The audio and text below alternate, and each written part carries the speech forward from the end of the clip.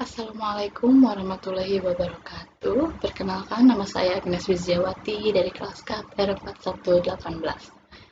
Pada kesempatan ini, saya akan mempresentasikan perancangan sistem informasi penjualan di apotek.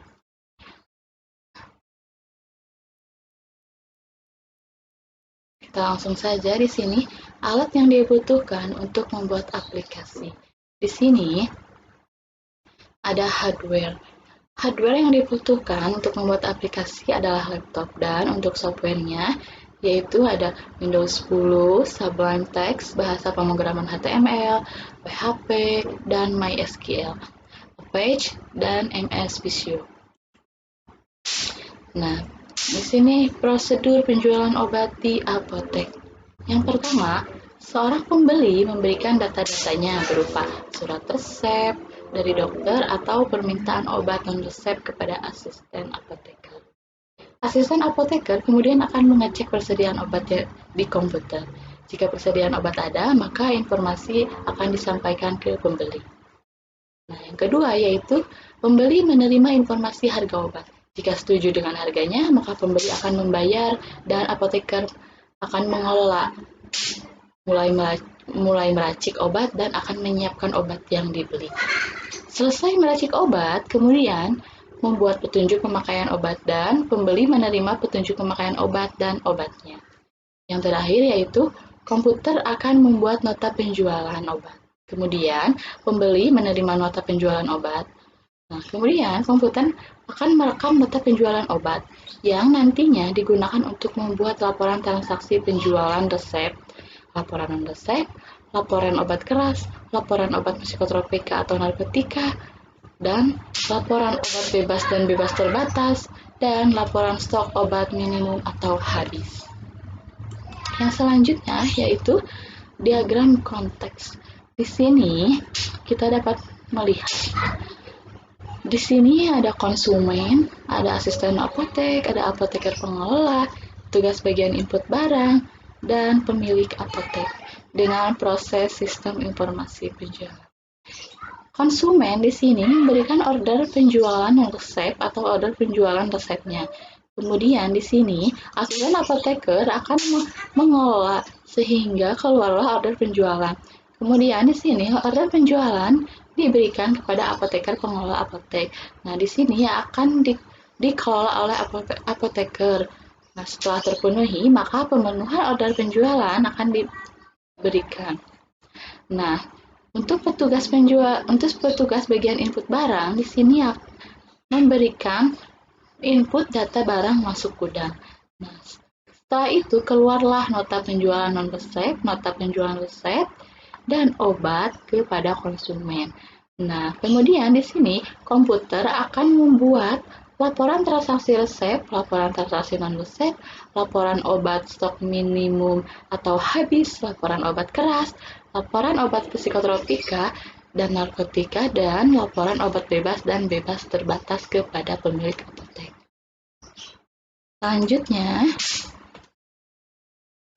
di FD level 0. Di sini terdapat 3 proses. Yang pertama yaitu proses penjualan obat resep atau non-resep. Yang kedua, proses input data obat. Yang ketiga, proses membuat laporan. Nah, untuk proses yang pertama di sini konsumen memberikan order penjualan resep atau non-resep. Kemudian order penjualan tersebut diterima oleh apoteker pengelola untuk dikelola. Kemudian di sini keluarlah pemenuhan order penjualan. Nah, sehingga nota penjualan resep atau non-resep dan obat diberikan kepada konsumen. Untuk proses yang kedua yaitu petugas bagian input barang mengeluarkan input data barang masuk gudang. Kemudian di sini keluarlah data obat yang disimpan di arsip data obat. Nah, kemudian di arsip data obat diberikan kepada asisten apotek untuk dicek.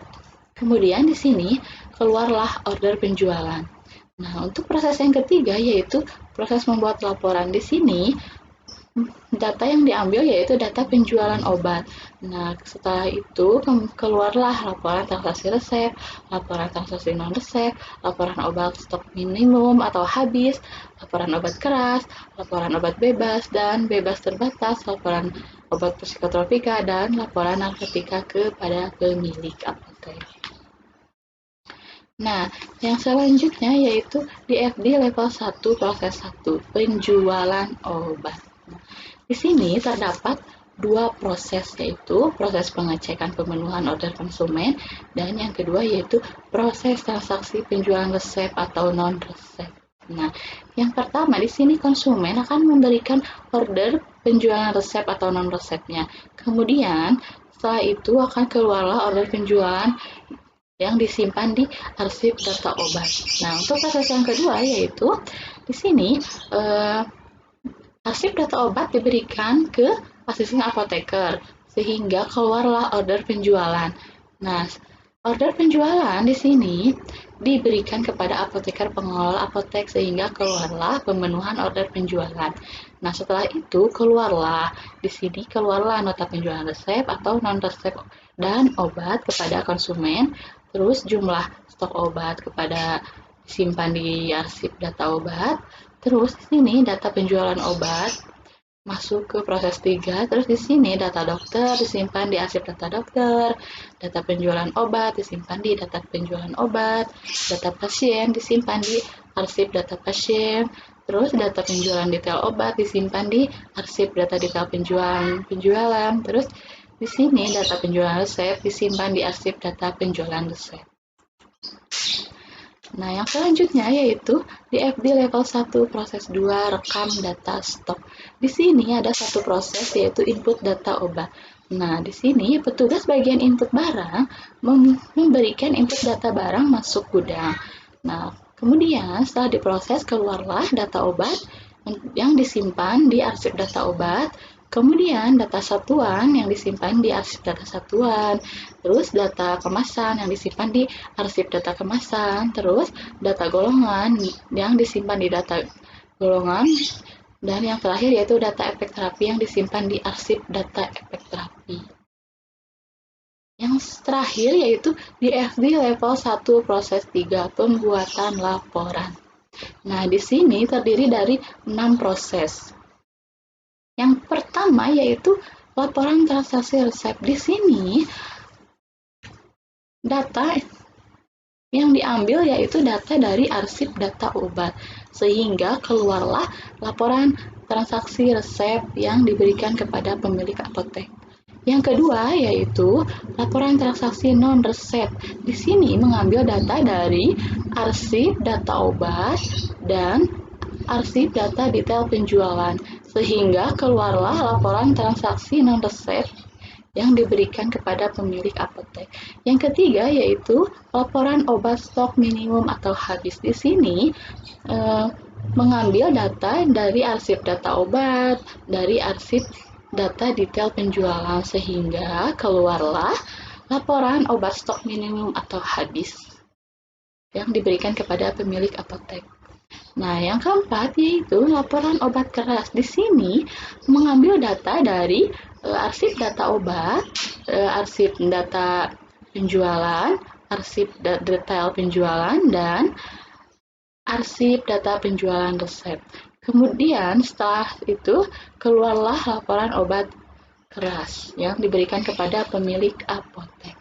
Yang kelima yaitu laporan obat bebas dan bebas terbatas. Di sini data yang diambil dari arsip data obat dan arsip data penjualan, sehingga keluarlah laporan obat bebas dan bebas terbatas ke pemilik apotek. Dan yang terakhir yaitu laporan obat psikotropika dan narkotika yang diambil dari data obat, data penjualan, dan data detail penjualan, sehingga keluarlah laporan obat psikotropika dan narkotika kepada pemilik apotek. Selanjutnya yaitu desain interface sistem informasi penjualan apotek. Nah, yang pertama, kita login ke modul apotek. Nah, di sini kita memasukkan ID user, nama user, status, dan password. Nah, setelah berhasil, maka kita akan masuk ke layar utama. Nah, di sini, di layar utama, kita terdapat menu utama. Nah, untuk menu bar, kita di sini ada bar menu utama, yaitu ada informasi obat, transaksi, laporan, ubah hak akses, help, dan keluar. Nah, bar menu informasi obat. Nah, di sini kita dalam informasi obat kita dapat melihat data obat, detail obat. Nah, untuk detail obat, kita di sini dapat melihat efek terapi, golongan obat, kemasan obat, dan satuan obat. Nah, selanjutnya yaitu bar menu transaksi. Di sini kita dapat melihat yaitu mencari obat, penjualan resep, dan penjualan non-resep. Nah, yang terakhir kita dapat melihat laporan, ubah hak akses, help, dan keluar. Mungkin itu saja perancangan sistem informasi apotek. Nah, mohon maaf apabila banyak kekurangan dan kesalahan. Sekian dari saya. Terima kasih. Assalamualaikum warahmatullahi wabarakatuh.